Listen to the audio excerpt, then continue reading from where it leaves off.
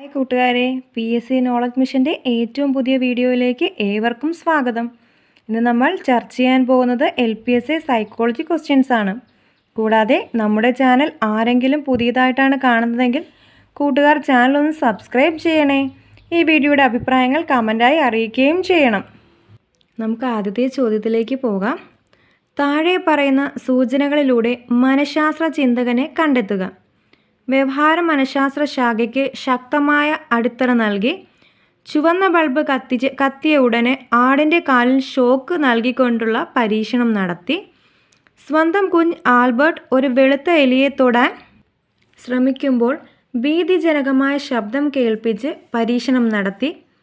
പരിസരമാണ് ശിശുവികാസത്തിലെ ഏറ്റവും പ്രധാനപ്പെട്ട ഘടകമെന്ന് അവകാശപ്പെട്ടു. ഇത് ആൻസർ ജോൺ വി വാട്സൺ. അടുത്ത ക്വസ്റ്റ്യൻ. മനഃശാസ്ത്രത്തിന് ആദ്യം അതിൻ്റെ ആത്മാവ് നഷ്ടപ്പെട്ടു, പിന്നെ അതിൻ്റെ മനസ്സും നഷ്ടമായി. അതിനുശേഷം അതിൻ്റെ ബോധവും നഷ്ടപ്പെട്ടു. ഇപ്പോൾ ഒരു തരത്തിലുള്ള വ്യവഹാരങ്ങൾ മാത്രം ബാക്കിയുണ്ട്. ഈ പ്രസ്താവന ആരുടേതാണ്?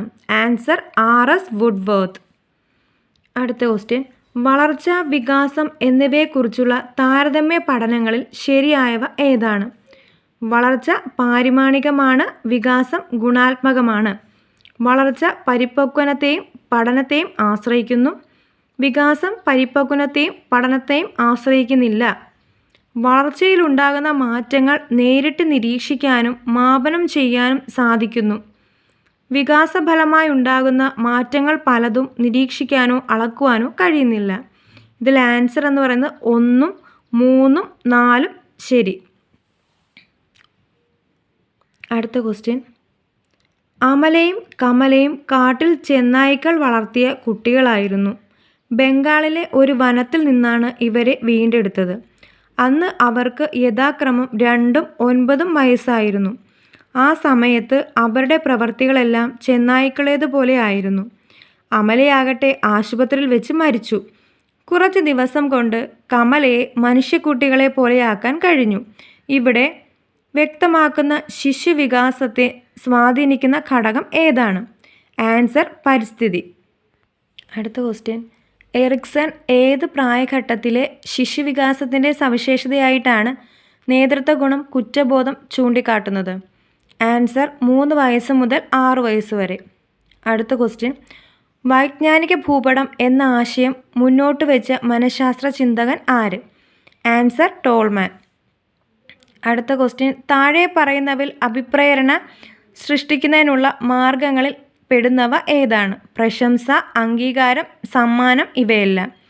ആൻസർ ഇവയെല്ലാം.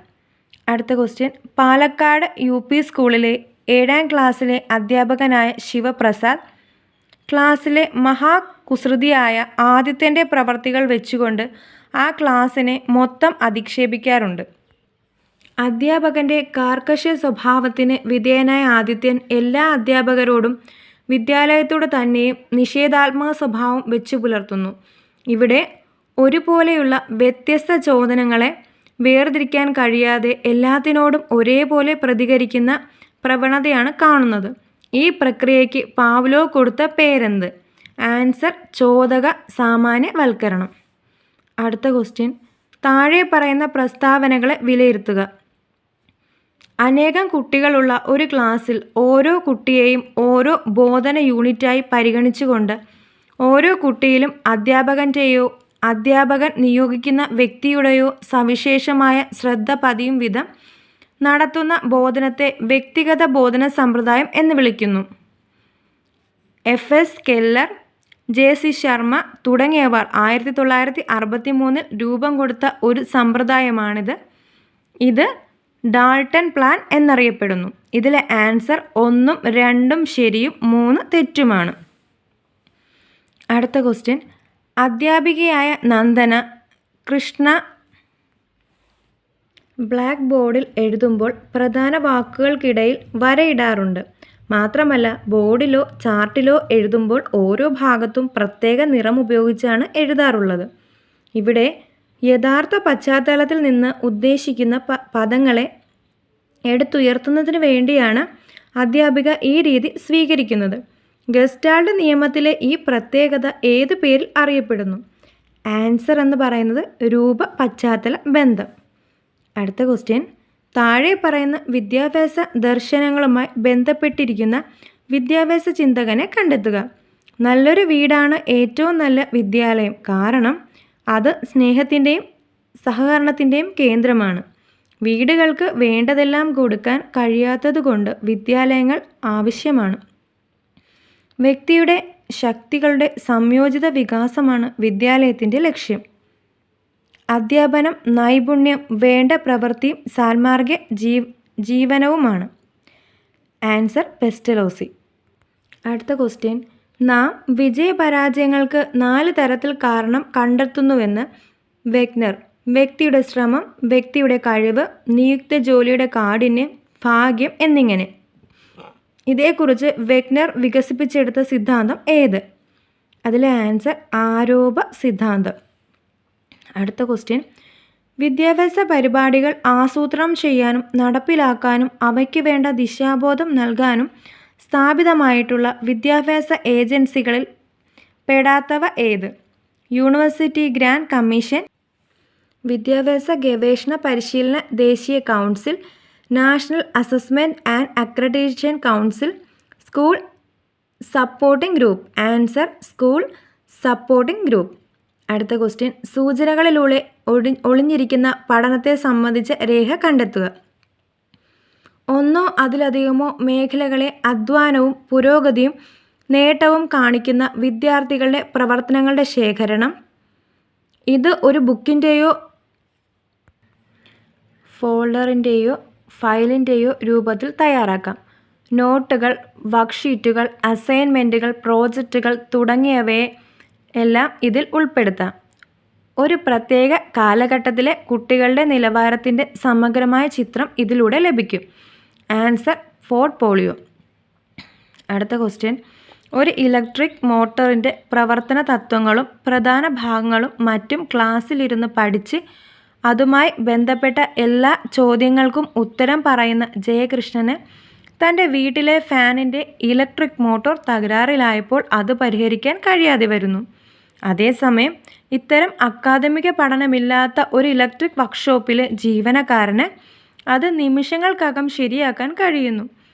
സാമൂഹിക അനുഭവങ്ങൾ മെച്ചപ്പെട്ട പഠനാവസരങ്ങൾ ഒരുക്കുന്നുവെന്ന ഈ പഠനസങ്കല്പം അറിയപ്പെടുന്നത് അനുഭവാധിഷ്ഠിത പഠനസങ്കല്പം.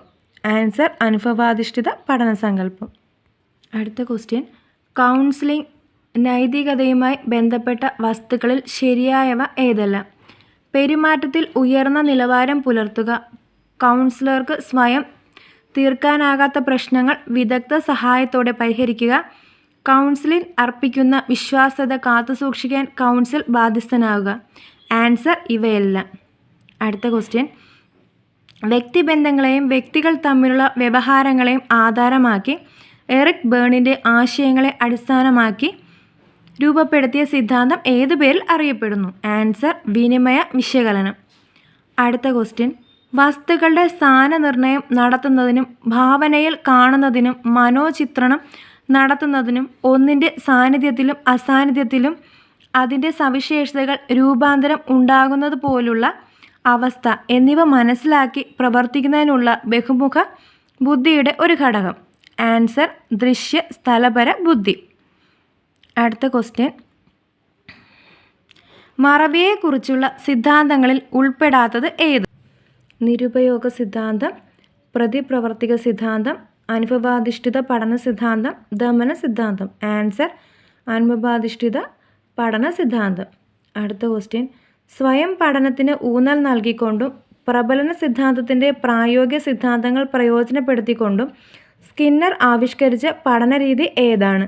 ആൻസർ പരിക്രമീകൃത ബോധനം. നിങ്ങൾക്ക് എൻ്റെ വീഡിയോ ഇഷ്ടപ്പെട്ടെങ്കിൽ സബ്സ്ക്രൈബ് ചെയ്യാൻ മറക്കരുതേ. താങ്ക്